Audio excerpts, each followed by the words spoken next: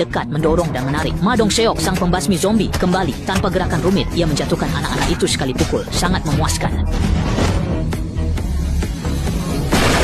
Saat anak buahnya berdiri, Paman Ma menabraknya brutal dan menyudahi laga. Di bawah wibawa Paman Ma, kakak Kim jujur lalu memberi kartu nama. Melihat itu, Paman Ma ingat sopir penabraknya dulu punya kartu serupa. Berdasar kartu itu, Paman Ma menemukan si sopir. Tanpa basa-basi, ia menarik rambutnya dan membawanya pulang untuk diinterogasi. Tapi anak itu tetap bungkam. Dia bungkam.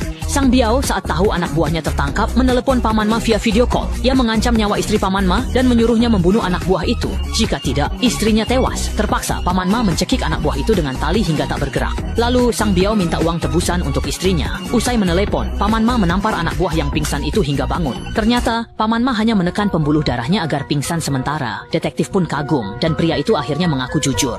Katanya, tren wanita Korea populer membuat mereka diculik untuk dijual online. Yang cantik dipajang, sisanya dioperasi plastik. Ada juga wanita terlilit utang datang sendiri pada Sang Biao. Dia paham sifat manusia. Saat menculik istri orang, dia menyuap suaminya hingga mereka tega menjual istrinya. Hanya Paman Ma yang datang bukan demi uang. Demi istrinya, Paman Ma harus mengambil uangnya di kantor polisi. Detektif pun turun tangan. Dia dan Pak Zhang menyamar jadi jaksa, masuk ke ruang bukti, lalu menunjukkan identitas mereka dengan berwibawa. Polisi menyerahkan uangnya, tapi saat hampir berhasil, ia harus lapor atasan. Ternyata atasannya belum dapat perintah pusat. Polisi sadar mereka penipu lalu menodongkan pistol. Lauma yang mendengar rencananya gagal segera tancap gas. Ledakan memicu kekacauan. Kedua orang itu membawa kabur uang dari kantor polisi. Lauma menjemput mereka agar mudah kabur. Di tempat lain, Jisoo berencana kabur lewat jendela. Ia meminta bantuan seorang gadis berjaga, sementara dirinya membuka sekrup teralis jendela. Dengan bantuan gadis itu, mereka berhasil membengkokkan teralis. Gadis itu pun menyuruh Jisoo kabur duluan.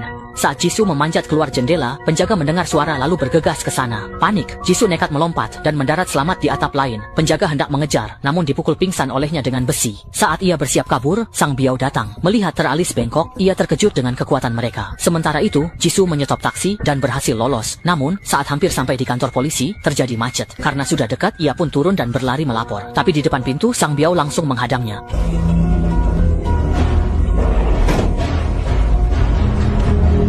Lauma sampai di lokasi transaksi, tapi gerbangnya terkunci rapat. Ia langsung menabrakkan mobilnya ke gerbang, tanpa menunggu rekannya. Setelah masuk, ia memukul jatuh penjaga gerbang tersebut, dan memantau seluruh isi gedung, lewat kamera pengawas. Karena istrinya tak ada, ia mencari ke segala penjuru hingga akhirnya, ditemukan oleh seorang pria yang membawa pisau. Lauma tetap tenang, dan sama sekali tidak panik.